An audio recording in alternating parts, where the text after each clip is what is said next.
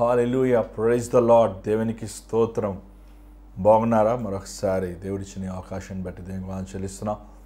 మరి ఈ శ్రమ దినాల్లో లెంట్ డేస్లో మనం ఉన్నాము. దేవుడు మహాకృప ద్వారంగా అనుదినం దేవుని వాక్యాన్ని ధ్యానిస్తాను. దేవుడు సహాయం చేస్తున్నాడు. మరి క్షమించండి, నేను సమయాన్ని పాటించలేకపోతున్నాను, అన్ని పనులు చేసుకోవాల్సి వస్తుంది.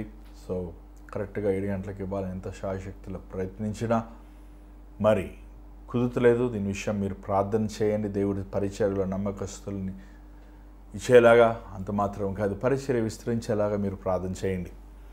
మరి ఈరోజు ఒక విశేషమైన సందేశాన్ని మనం విందాము. మీ అందరు తెలిసినట్లు ఇంచుమించు ఇప్పటికే మనం 6 రోజులుగా ప్రభువులో ఉన్న గుణగుణాలు, క్రీస్తు యేసులో ఉన్న గుణగుణాలు ఏంటి, ఆ స్వభావం ఏంటి అనే విషయాలు మనం ఇప్పటికే ధ్యానించాము.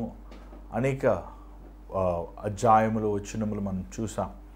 మరి ఈరోజు ప్రభువులో ఉన్న ఒక విశేషమైన గుణము సహనం. దీని గురించి మనం ధ్యానించబోతున్నాం. దయచేసి మీరు రండి, మీ బైబిల్ పట్టుకొని దేవుని వాక్యం వినటానికి సిద్ధపాటైన హృదయముతో రండి. మరి కార్యక్రమం వెళ్ళక ముందు ఒక చిన్న ప్రార్థన. పరిశుద్ధమైన తండ్రి, దయగల ప్రభా, మరొకసారి నీ పాసన్నిలోకి వస్తున్నామయ్యా. మేము ఇలా నీ సన్నిధిలో కూడి నీ వాక్యాన్ని మేము ధ్యానించవచ్చునగా ఈ సమయాన్ని ఆశీర్వదించు. ప్రతి ఆటంకాలు, ప్రతి అపవాది కార్యాలు లయపరచు. నీ రక్తముతో నన్ను కడిగి నీ మాటలు నా నోట్లో ఉంచమని యేసుక్రీస్తు నామమున అడుగుచున్నాం తండ్రి, ఆమేన్. మరి ఈరోజు యేసు ప్రభువులో ఉన్న ఒక ప్రత్యేకమైన గుణాన్ని మనం చూద్దాం. యేసులో ఉన్న సహనం. నిజంగా ప్రభువు ఎంతో శక్తివంతమైన వాడు, ఎంతో బలవంతుడు, ఎంతో గొప్ప అధికారి. కానీ అదే సమయంలో ఆయన ఒక దాసుడు స్వభావం కలిగిన వాడుగా, సహనముతో ఉన్న వ్యక్తి. మనం ఈ లోకంలో అధికారులను చూసినప్పుడు, బలము శక్తి ఉన్న వారిని చూసినప్పుడు మనము చాలాసార్లు వాళ్ళ సహనం అనేది లేనివారుగా మనం చూస్తుంటాం. ఏమండి, సహనం ఎవరికి ఎక్కువ ఉంటుంది చెప్పండి? ఇంట్లో తల్లికి సహనం ఎవరికి ఎక్కువ ఉంటుంది చెప్పండి? మన ఉద్యోగం చేసే చోట ఏమండి, జనరల్గా నేను గమనించింది ఏంటంటే, ఆ తుడిచేవారు, ఆ కడిగేవారు, కొన్నిసార్లు హాస్పిటల్కి వెళ్ళినప్పుడు అక్కడ వారు మురికి చేస్తుంటే శుభ్రం చేస్తూనే ఉంటారు. అంత మాత్రం కాదు, ఏమంటే మన హోటల్కి వెళ్ళినప్పుడు ఆ వెయిట్రెస్లు చూడండి, పాపం మనం తినేసి ఆ ఇంగిలన్నీ పడేస్తుంటే అవన్నీ శుభ్రం చేస్తూనే ఉంటారు. ఎంత సహనముతో నిలబడి ఎంతో కష్టపడుతుంటారు వారు. కానీ సహనం అనేది అది ఒక సెట్ ఆఫ్ గ్రూప్ పీపుల్ కాదు, ఒక స్థితిలో ఉన్నవారు కాదు. కానీ సహనం అనేది ప్రతి ఒక్కడికి కలిగి ఉండాలి. సహనం అంటే ఓర్చుకుంటాం అంటే ఏంటంటే ఎండ్యూరెన్స్ అంటాం మనం ఇంగ్లీష్లో. అంటే కాన్స్టెంట్ సఫరింగ్. ఒకరోజు బాధపడతారు చాలామంది, 2 రోజులు బాధపడతారు, 3 రోజులు బాధపడతారు, 4వ రోజు దేవుని పట్టుకుని తిట్టేస్తారు. వారు మనం తిట్టుకుంటారు, ఇతను తిడుతుంటారు. కానీ క్రీస్తు యేసులో సహనం అనేది మనం చూస్తున్నాం. ఒకసారి ఈ మాటను మనం చూద్దాం. 1 పేతురు 2వ అధ్యాయము 23వ వచనములో పేతురు ఈ విషయాన్ని ఎంత చక్కగా రాశాడో మనం చూద్దాం ప్రభు గురించి. 1 పేతురు 2వ అధ్యాయము 23వ వచనం చదవండి. క్షమించండి, 1 పేతురు 2వ అధ్యాయము 23. కుక్క తన వాంతికి తిరిగినట్టు. 1 పేతురు 2వ అధ్యాయము 23. 1 పేతురు 2వ అధ్యాయము 23. ఆయన దూషింపబడి బదులు దూషింపలేదు, ఆయన శ్రమ పెట్టబడి బెదిరింపక న్యాయంగా తీర్పు తీర్చు దేవునికి తన్ను తాను అప్పగించుకొనెను. పేతురు యేసు ప్రభువుని చాలా సమీపంగా లేదా సన్నిహితంగా ప్రభుతో పాటు నివసించిన వాడుగా, చెప్పాలంటే శిష్యులందరిలో కంటే ఎక్కువగా ప్రభువుని ఎక్కువ ప్రశ్నలు వేసి ప్రభువును బాగా తెలిసిన వ్యక్తి. పేతురు ప్రభు గురించి చెప్పే సాక్ష్యం ఏంటంటే, ఆయన శ్రమలు ఉంది కూడా ఎవరిని భయపెట్టలేదు. అంత మాత్రముగా అవమానములు, నిందలు పొందినా కూడా ఎవరు ఎందుకు పగ తీర్చుకోలేదు. ఆయన యేసు ప్రభు ఆ పరిచయులు, ఆ శాస్త్రులు, ఆ ధర్మశాస్త్రములో పండితులు వారు ప్రభువుని ప్రశ్నించినప్పుడు, అసలు ధర్మశాస్త్రం ఇచ్చిందే యేసయ్య, ధర్మశాస్త్రం ఇచ్చింది తండ్రి అని దేవుడు, ధర్మశాస్త్రం నెరవేర్చింది యేసు ప్రభు ఒక్కడే. అయినప్పటికీ వారు ప్రభువుని అలాంటి ప్రశ్నలు వేస్తున్నప్పుడు ఎగదెగగా వారు ప్రశ్నిస్తారు. ప్రభు వారి ఎదుట మౌనముగా ఉన్నట్లు, వారికి ఎలాంటి విధమైన జవాబు ఇవ్వకుండా వారి యందు ఏమండి నో రెస్పాన్స్. లేకపోతే కొన్నిసార్లు ప్రభు వారికి జవాబు ఇచ్చాడు, కొన్నిసార్లు వారు వేసిన ప్రశ్నలకు మళ్ళీ ప్రభు ప్రశ్నలు వేశాడు, కొన్నిసార్లు వారితో వాగ్వాదానికి దిగలేదు, జవాబిచ్చి ఊరుకున్నాడు. అయినప్పటికీ వారిని ఎవరిని దేవుడు ఏమండి బెదిరిస్తామో కానీ లేకపోతే హతం చేస్తాను కానీ ఏమంటే ఒక వ్యక్తిలో నుంచి జీవం తీసేది, జీవం ఇచ్చేది ప్రభువుకు ఉందండి శక్తి. ప్రభువుని తిట్టినవారు, ప్రభువుని అవమానించిన వారు ఆ సమయమే ప్రభు వారు ప్రాణం తీయాలని తీసేయచ్చు, కానీ తీయలేదు. వారికి కనికరమును కృపను చూపించినవాడు. అంత మాత్రం కాదు, ఆయన వారిని న్యాయముగా తీర్పు తీర్చినవాడు. ప్రభువులో ఉన్న ఒక మంచి గుణము సహనం, ఆత్మఫలముల్లో ఉన్న గుణం సహనం. ఈ లెంట్ డేస్లో రక్షించబడి మారు మనసు పొందాక ప్రభుతో పాటు మనం నడుస్తున్నప్పుడు, ఈ శ్రమ దినాల్లో ఉపవాసం ఉండి మనం ప్రార్థిస్తున్నప్పుడు మనం నేర్చుకోవాల్సిన చాలా ఒక ముఖ్యమైన గుణము సహనం. సహిస్తము. చాలామంది సహిస్తారండి, కొంతకాలం సహిస్తారు, లేకపోతే కొంత సమయం సహిస్తారు, లేకపోతే కొన్ని విషయాలు సహిస్తారు. దాని తర్వాత వారు వెంటనే ఇంకా కోపము ఆందోళన కలుగుతుంటారు, లేకపోతే ఆ పరిస్థితి మీద వారు తిరగబడతాము, ఆ మనుషుల మీద పగ తీర్చుకుంటాం అనేది మనం చూస్తున్నాం. ప్రభు సెలువులో కూడా వారిని ప్రభుని కొట్టినప్పటికీ, దూషించినప్పటికీ, ప్రభు దూరంగా మేలులు అనుభవించిన ఆ ప్రజలు ప్రభువుని సెలువు వేయండి అని అరిసినప్పటికీ ప్రభు మౌనముగా ఉన్నట్టు మనం చూస్తున్నాం. ప్రభు ద్వారంగా ఆశీర్వదించబడిన వారు ప్రభుని హేళన చేసినప్పటికీ, ప్రభు ద్వారంగా వారి జీవితంలో మేలు అనుభవించిన ప్రభువుని చులకనగా చూసినప్పటికీ, ఆయనలో ఏ పాపము లేనప్పటికీ, వారు ప్రభువుని దూషకుడిగా లెక్కించినప్పుడు ప్రభు వారి గురించి చేసిన మొదటి ప్రార్థన, తండ్రి వీరేమి చేయించున్నారో వీరు ఎరుగు కనుక వీరిని క్షమించు. అంటే ఫస్ట్ వారు చేస్తున్న దుర్మార్గాన్ని లేకపోతే వారు చేస్తున్న అవమానమైన కార్యాలని సహించాడు, సహనముతో ఉన్నాడు. ఆ సహనము ఏమంటారండి, ఇంకా ఒక నెక్స్ట్ స్టెప్ వారిని క్షమిస్తాము, వారి గురించి ప్రార్థిస్తాం అనేది మనం చూస్తున్నాం. ఇది ఒక క్రైస్తవుడి జీవితంలో ఒకరోజు పొందుకునే అనుభవం కాదండి. ఇది ఒకరోజు ఎవడు సహనమును క్రీస్తులా సహనం పొందుకోవాలంటే ఇది అసాధ్యం. మనం మోషేని మనం చూస్తున్నాం. మోషే ఎంత తొందరపడే వ్యక్తి. ఒక ఇద్దరు కొట్టుకుంటుంటే వారు వెళ్ళి వారి మధ్య ఏమండి ఆ ఐగుప్తు వాడు కొడుతున్నప్పుడు హిబ్రూ వ్యక్తిని వాడిని వెళ్ళి చంపేశాడు. తొందరపడే వ్యక్తి, కంగారు పడే వ్యక్తి, అన్నిటికీ ఆతృతపడే వ్యక్తి. ప్రభువు తనకి 40 సంవత్సరములు ఏం నేర్పించాడు? సహనము నేర్పించాడు. ఇశ్రాయేల్ లాంటి ఒక మూర్ఖమైన జనాంగాన్ని, సనిగేవారిని, విసిగించేవారిని, ఇంకా మాటలు చెప్పాలంటే దేవుడే వారిని లేఖనములో నుంచి తొలగించాలి వారి పేర్లు అనుకున్నప్పుడు, వారిని నిరంతరమైన నాశనం చేసి మోషే సంతానాన్ని ఆశ్రయించాలనుకున్నప్పుడు మోషే అడ్డుకుని వారి కోసం వేడుకున్నట్లు మనం చూడగలుగుతున్నాం. అహరోనుతో ఉన్నవారు దూడన చేసి వారు ఆ దూడని ఆరాధించినప్పుడు దేవుని కోపం రేపినప్పుడు మరలా అహరోను కోసం ప్రార్థించిన వారు చూస్తున్నాం. ఇశ్రాయేలు ప్రజల కోసం పలుమారులు అనేక సార్లు దేవుని సన్నిధిలో మొరపెట్టిన వారు చూస్తున్నాం. ఆ రోజున్న సంఘ పెద్దలు అహరోనుకి మోషేకి విరోధం తిరగబడుతున్నప్పుడు వారి ఎదుట సాగిలపడి తాను తగ్గించుకుంటామనేది మనం చూస్తున్నాం. క్రైస్తవ జీవితంలో విశ్వాసులుగా మనం రక్షించబడిన వారుగా మారుమనసు పొందాక ప్రభుతో పాటు మనం నడుస్తున్నప్పుడు ఈ సహనం అనే ఉన్నతమైన ఫలం అనేది మనం ఫలించాలి. అది ఒక రోజులో వచ్చేది కాదండి. ఒక రోజులో నీ సహనాన్ని ఎలా పరీక్షిస్తాం, నీ ఓర్పుని ఎలా పరీక్షిస్తాం? యోబుని మనం చూస్తున్నాం. దేవుడు యోబుని ఎంతో దీవించాడు. యోబు ఒక ఎదోమీయుడు. దేవుడు తనని ఆశీర్వదించాడు, కానీ అవన్నీ కూడా సమస్తాన్ని పోగొట్టుకున్నాడు.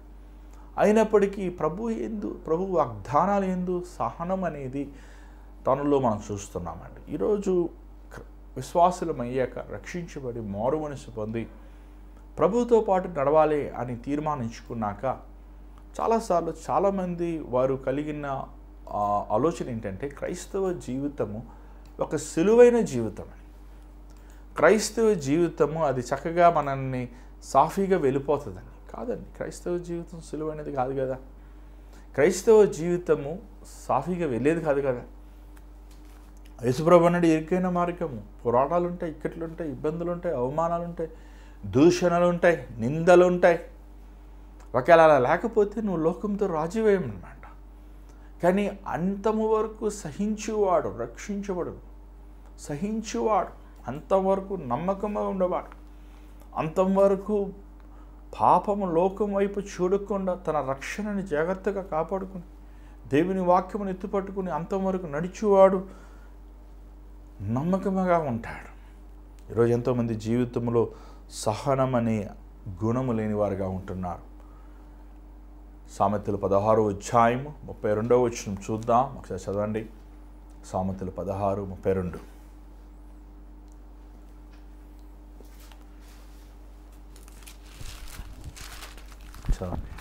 పరాక్రమశాలి కంటే దీర్ఘశాంతము గలవాడు శ్రేష్ఠుడు. పట్టణము పట్టుకొను వాని కంటే తన మనసును స్వాధీనపరచుకునేవాడు శ్రేష్ఠుడు. మళ్ళీ చదువుదాం ఒకసారి. పరాక్రమశాలి కంటే దీర్ఘశాంతము గలవాడు శ్రేష్ఠుడు. పరాక్రమశాలి కంటే దీర్ఘశాంతం కలిగిన వాడు శ్రేష్ఠుడు. పరాక్రమశాలి అంటే ఎవరండి? వారియర్ లేకపోతే ఒక రాజు, ఒక అధికారి, ఒక గొప్ప యుద్ధ వీరుడు. దానికంటే ఏమండి సహనము కలిగి ఉన్నవాడు గొప్పవాడు. ఈరోజు మన జీవితంలో ఆ దేవుడిచ్చిన వాగ్దానాలు చాలాసార్లు చాలామంది అంటుంటారు, ఏమంటే దేవుడు ఇచ్చాడు పిల్లలు పుడతారని వాగ్దానం నెరవేరలేదేంటి? ఆ దేవుడు ఇచ్చాడు మాకు ఉద్యోగంలో ప్రమోషన్ వస్తాడని ఇంకా రాలేదేంటి? ఇల్లు కట్టుకుంటే దేవుడు వాగ్దానం ఇచ్చి నెరవేరలేదేంటి? చాలాసార్లు చాలామంది ఏమంటే సేవకులు ప్రవచించినప్పుడు ఆ ప్రవచనాలు నెరవేరలేదనుకోండి, వెంటనే అంటారు దేవుని సేవకులు ప్రవచించారు కదా, జరగలేదేంటి? ఏమండి చూడండి, ప్రవచనం అంటే దేవుని హృదయంలో ఉన్న మాటలు బోధిస్తాం, టు ప్రీచ్. మన బైబిల్లో ప్రభు విత్తువాడు ఉపమానం గురించి బోధించాడు. 4 విధమైన నేలలు చూస్తాం. ఒకటి త్రోవపక్కబడిన విత్తనము త్రోవపక్కబడినప్పుడు అవి కాకులు వచ్చి తీసుకెళ్ళిపోతాయి. ఇంకొక విత్తనము అది మొలిచేలాగా ఉంటుంది, కానీ ఆ విత్తనముకి లోతు లేని వలన అది ఎండిపోతున్న స్థితి మనం చూస్తాం. అలాగే ఇంకొక విత్తనము అది లోతు ఉన్నా దాని చుట్టూ ముళ్ళ కంపలు ఉన్నాయి కాబట్టి ఆ చెట్టు ఎదుగుతుంది, ముళ్ళ కంపలు ఎదుగుతుంది. ఒక సమయంలో రెండు కలిసి ఆ ముళ్ళ కంపలు చెట్టుని అది చంపివేస్తాం, లేకపోతే ఊపిరి ఆడకుండా చేస్తాం చూస్తాం. కానీ చివరి నేల అది దున్నబడిన నేల. చూడండి, వాక్యము విత్తుతాం. ఒక దేవుని సేవకుడు ప్రార్థన చేస్తారు, ఒక దేవుని సేవకుడు ఒక ప్రవచనమేమి, ఒక ప్రార్థనేమి, ఒక వాక్యమేమి, ఒక వాగ్దానమేమి, దేవుడు ఒక వాగ్దానం ఇవ్వచ్చు, లేకపోతే ఒక కరపత్రిక ఇవ్వచ్చు. అది ఏదైనప్పటికీ నేల దున్నబడి ఉండకపోతే, నేల సాధుపరచబడి ఉండకపోతే ఆ విత్తనము ఫలించదు. ఇక్కడ మనం చూసినట్టే చాలాసార్లు దేవుని వాగ్దానాలు నెరవేరిన వెంటనే దేవుడు అబద్ధికుడు, దేవుని సేవకులు అబద్ధికులు, సాతాను నిజమైన వాడు అని చాలామంది ఒక తప్పైన భావన ఉంటున్నారు. సహనము ఉండేవాడికి సహనము అనేది ఆత్మఫలముల్లో ఒక ఫలం అండి. అది సహించాలి. సహనము మనకి శ్రమల ద్వారంగానే మనం నేర్చుకుంటాం. నాకు సహనం నేర్పించు అంటే, ఇంకో మాటలో చెప్పాలంటే, నువ్వు దేవుని శ్రమలను నాకు అధికముగా ఇవ్వని అడుగుతున్నాను అనమాట. ఆ శ్రమల్లో నేను నీకు నమ్మకంగా ఉండాలి. ఎందుకంటే సహనము లేకుండా మనం దేవుని ఎదుట ఉండలేము, దేవునితో ఉండలేము. అంత మాత్రం కాదు, 1 తిమోతి 1వ అధ్యాయం 16వ వచనంలో పౌలు తిమోతికి చక్కని మాటలు చెప్తున్నాడు. ఏంటో చూద్దాం ఒకసారి. 1 తిమోతి 1వ అధ్యాయం 16వ వచనం. అయినను నిత్య జీవము నిమిత్తము తనను విశ్వసింపబో వారికి నేను మాదిరిగా ఉండులాగున యేసుక్రీస్తు తన పూర్ణమైన దీర్ఘశాంతమును ఆ ప్రధాన పాపినైన నాయందు కనపరిచినట్లు నేను కనికరింపబడితిని. 16 వచ్చిన మళ్ళీ చదువుదాం ఒకసారి. ఆయనను నిత్య జీవము నిమిత్తము తనను విశ్వసింపబో వారికి నేను మాదిరిగా ఉండులాగున యేసుక్రీస్తు తన పూర్ణమైన దీర్ఘశాంతమును ఆ ప్రధాన పాపి అయిన నాయందు కనపరిచినట్లు నేను కనికరింపబడి తిని. అలాగే కొలస్సీయులకు రాసిన పత్రిక 1వ అధ్యాయము 10-11 కూడా మనం చదువుదాం ఒకసారి. చూడండి, కొలస్సీయులకు రాసిన పత్రిక 1వ అధ్యాయం 10-11. మీరు కూడా మీ బైబిల్ తెరవండి, మాతో పాటు కలిసి చదవచ్చు. అందుచేత ఈ సంగతి వినిన నాటి నుండి మేమును మీ నిమిత్తము ప్రార్థన చేయుట మానక మీరు సంపూర్ణ జ్ఞానము ఆత్మ సంబంధమైన వివేకము గలవారును ఆయన చిత్తంను పూర్ణంగా గ్రహించువారునై ప్రతి సత్కార్యములో సఫలులగుచు దేవుని విషయమైన జ్ఞానమందు అభివృద్ధి పొందుచు అన్ని విషయములలో ప్రభువును సంతోషపెట్టినట్లు ఆయనకు తగినట్టుగా నడుచుకొనవలననియు ఆనందంతో కూడిన పూర్ణమైన ఓర్పును దీర్ఘశాంతంను కనపరిచినట్లు ఆయన మహిమ శక్తిని బట్టి సంపూర్ణ బలంతో బలపరచబడవలననియు తేజో. చాలు. ఇక్కడ కొలస్సీయుల సంఘానికి అంటున్నాడు పౌలు, ఏమంటున్నాడంటే నీకు దేవుని శక్తి కావాలి. ఏమని? ద నాలెడ్జ్ ఆఫ్ గాడ్, దేవుని జ్ఞానం కావాలి, దేవుని బలం కావాలి. ఎందుకంటే నువ్వు ఓర్పుతో కూడా, ఇంకో మాట చూడండి, దాని తర్వాత పరిపూర్ణమైన సహనం ఇంకో మాట ఓర్పుతో, అక్కడ చదివారు కదా తెలుగులో, పూర్ణమైన ఓర్పును పూర్ణమైన ఓర్పుతో దీర్ఘశాంతముతో.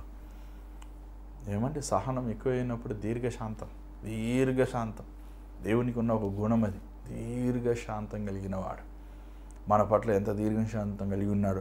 దేవుని శక్తి మన జీవితంలో ఎందుకు మనకు కావాలి? దేవుని జ్ఞానం మనకు ఎందుకు కావాలి? దేవుడిచ్చే తెలివి మనకు ఎందుకు కావాలి? దేవుడి బలము, దేవుని కృప ఎందుకు కావాలి? ఎందుకంటే మన సహనము కలిగి ఓర్పుతో దీర్ఘశాంతముతో మనము జీవించాలి. దేవుని ఎదుట మనం జీవించాలి, నీ పొరుగువాడి ఎదుట జీవించాలి. చూడండి, ఈ ఫలం అండి, ఇది చాలా ఒక it's a proverb, Apple the best apples on the tree is a top. అలాగా ఒక చెట్టులో మంచి యాపిల్ పళ్ళు పైన ఉంటాయంట. అలాగా ఆత్మ ఫలముల్లో ఇది శ్రేష్టమైన ఫలం, సహనమైన ఫలం. మన గలతీ రాసిన పత్రికలు మనం చూస్తున్నాం, 5వ అధ్యాయం 22-23 మనం చూడగలుగుతున్నాం. ఆత్మ ఫలముల్లో ఇది శ్రేష్టమైన ఫలం.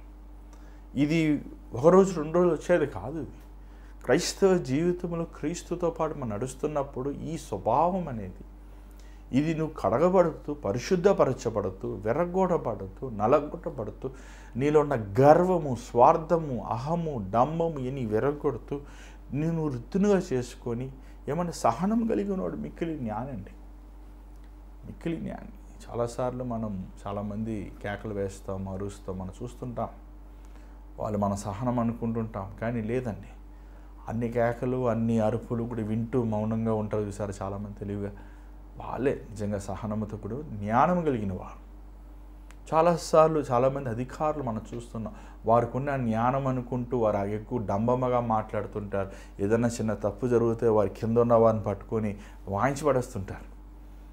కానీ అలాంటి వారు వెర్రివారని దేవుని వాక్యం మనం చూడగలుగుతున్నాం. అంత మాత్రం కాదు, దేవుని వాక్యం సెలవిస్తుంది అలాంటి వారు ఏమంటే చూడండి, అధికారులు మీరు సహనంగా ఉండాలి. రోమిలకు రాసిన పత్రిక 15వ అధ్యాయము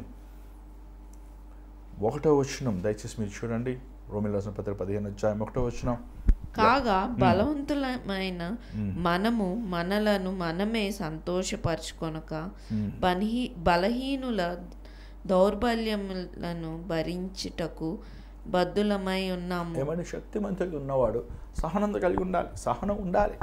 నువ్వు రక్షించబడి మారుమనిషి పొందాక, దేవుని ప్రేమను ఎరిగాక, దేవునిలో ఉన్న శక్తి అనుభవించాక, నీలో ఇతరులని ఓర్చుకునే మనసు ఉండాలి. చాలాసార్లు భార్యాభర్తల్లో ఒకరు రక్షించబడి ఉంటారు, వారు మారు మనసు పొంది ఉంటారు, ఇంకొకరు మారు మనసు పొంది ఉంటారు. అలాంటప్పుడు వేస్ట్ కదా, దానివల్ల ఏం ప్రయోజనం, దానివల్ల ఏం లాభం ఉంది? దేవుని బిడ్డలారా, మనం ఈరోజు మన జీవితం సరి చేసుకోవాలి. ఈ లెంట్ డేస్లో ఉపవాసం ఉంటూ ఏదో లోకరీతైన వాటిని కాదు కానీ ప్రభా నా హృదయముని మార్చినాయన, నాలో ఉన్న తొందరపాటుతనం తీసే, నాలో ఉన్న ప్రతి ఆవేశం తీసివే, నాలో సహనమును దయచే ప్రభా అని దేవుని సన్నిధిలో మనము కన్నీటితో ప్రార్థన చేయవారుగా ఉండాలండి. మరి ఈరోజు మీరు లెంట్ని ఆచరిస్తున్నారు లేదా లెంట్ని పాటిస్తున్నారు, సిలువ ధ్యానాలు మనం ధ్యానిస్తున్నాం. కానీ ఆ సిలువలో ప్రభు ఎంత సహనముతో మరణ పర్యంతం వరకు ఆయన తండ్రికి విధేయుడై తను తాను రిత్తునిగా చేసుకునేవాడిగా మనం చూడగలుగుతాం. అదొక మంచి అలవాటు, మంచి ఒక మాదిరి మన ప్రభు మన కోసం జీవించాడు, తను తాను జీవించాడు, మనం అలా జీవించాలని ఆశిస్తున్నాడు అనేది మనం ఈరోజు గుర్తు చేసుకోవాలి.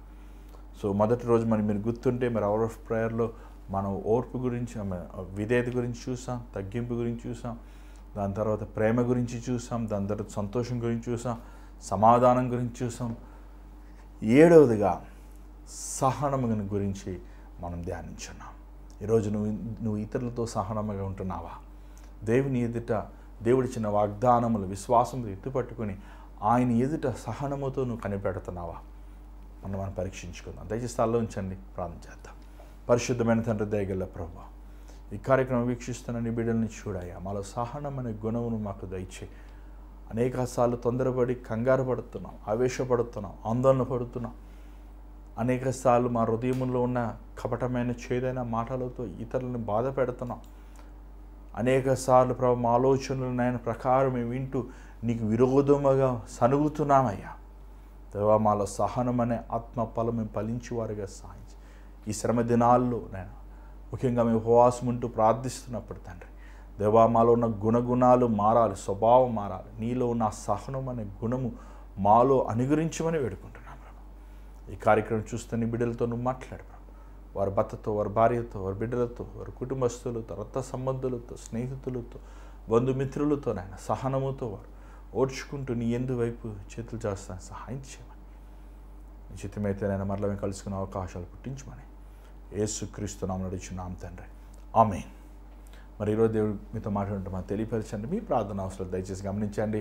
స్క్రీన్ మీద కనబడుతున్న నెంబర్ 8939392139 అనే నెంబర్కి మాత్రం మీరు వాయిస్ మెయిల్ కానీ, వాట్సాప్ కాల్ కానీ, లేకపోతే వాట్సాప్ మెసేజ్ కానీ, లేకపోతే వాయిస్ మెయిల్ పంపించండి. మేము మీకోసం ప్రార్థిస్తున్నాం. ఖచ్చితంగా మీ భారం పంపించడం, మీ పేరు, ఊరు వివరాలు పంపించండి. అంత మాత్రమే కాదు, ఈ భారమైన పరిచర్లో దేవుడు మిమ్మల్ని ప్రేరేపిస్తాయి. ఈ పరిచర్లో మీరు కూడా పాలు పొందాలని ఆశిస్తే గూగుల్ పే మీ విరాళం పంపించవచ్చు. స్క్రీన్ మీద కనబడుతున్న Google pay, PhonePe account numbers ద్వారంగా ఈ పరిచర్లో మీరు పాలు పొందవచ్చు. మరి దేవుని చిత్తమైతే కలుసుకుందాం. అంతవరకు God bless you. Good night.